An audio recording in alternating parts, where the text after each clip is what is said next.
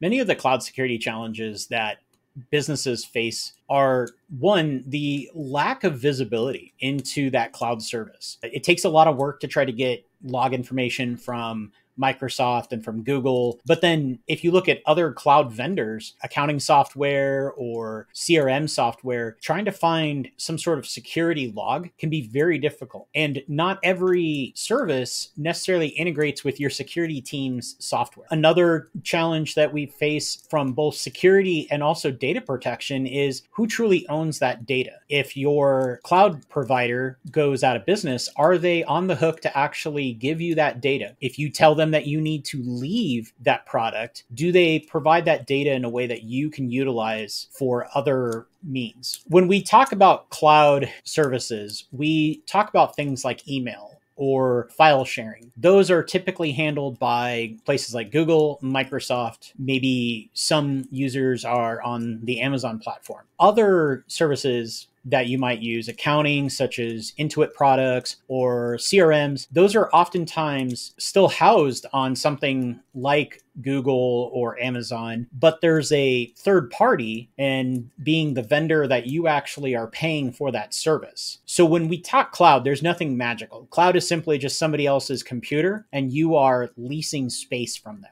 The main advantage to that is that they can take one computer and chop up the services to provide to multiple users. And that allows them to have this economy of scale. For businesses that operate under compliance verticals, there's often a challenge from cloud environments, namely making sure that cloud environment is actually compliant with those requirements. If you have things like HIPAA, you may not be able to use a tool that somebody else would use. And it's important as businesses to investigate those companies, those cloud providers, to find out what information, what data can be stored there, and are they able to meet the compliance challenges. Additionally, another challenge in that is if you are undergoing some sort of compliance audit or assessment or review, you may find that there is a configuration out of place and you might not be able to actually change that configuration because it is held on the side of the cloud provider and could cause you to have to jump through a lot of hoops in order to get it fixed. As more businesses move to the cloud, a lot of the key cybersecurity misconfigurations we see are,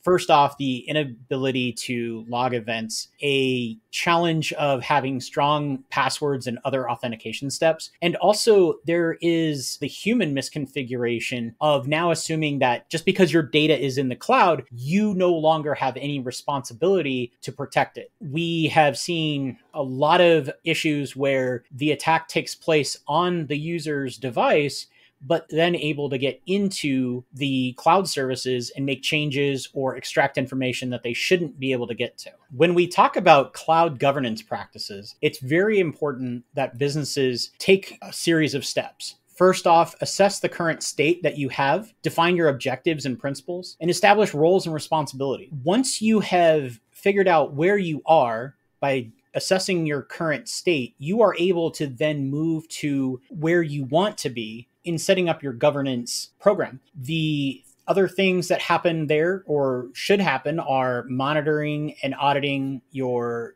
logs and other information, continued training for your employees to help make sure that some of those cloud misconfigurations don't pop back up or that human error is mitigated. And then we also encourage businesses to continue with the cloud governance because if they are able to lower their risks, it makes it a lot easier for us and other IT companies to be able to protect those cloud services for the business. So it's things like the financial management, the automation, and then a continuous compliance side to things. There's all sorts of like frameworks and stuff that kind of come into that. So if we were to work with a brand new client that had an interest in moving things to the cloud, we would start first by understanding what data they want to place in the cloud and also what is the needed protections for it. If it is simply just some marketing materials, it may not need the level of protection as if it was personally identifiable information, financial data that a company may have,